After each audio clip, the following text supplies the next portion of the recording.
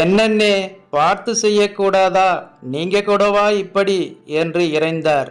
நம்பியாருக்கும் வருத்தம்.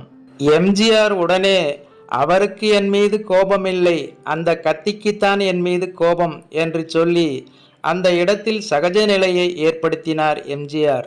பின்னர் நம்பியாரை பார்த்து, ஏனையா இப்படி செஞ்சிரு என்று எம்ஜிஆர் கேட்டார்.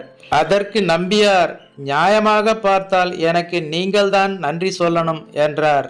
தெரியாமல் தான் என்றாலும் கத்தியாலும் குத்திவிட்டு அதற்கு நன்றி வேறா என்று நினைத்தபடி ஏன் என்று கேட்ட எம்ஜிஆருக்கு, டைரக்டர் சொன்ன இடத்தில் குத்தாமல் இருந்ததற்காக என்று மேலும் புதிர் போட்டார் நம்பியார்.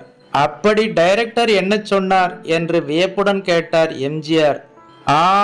நெஞ்சில குத்தச் சொன்னார் என்ற நம்பியாரின் பதிலை கேட்ட எம்ஜிஆர் சிரித்த சிரிப்பால் படப்பிடிப்பு அரங்கமே அதிர்ந்ததாம்.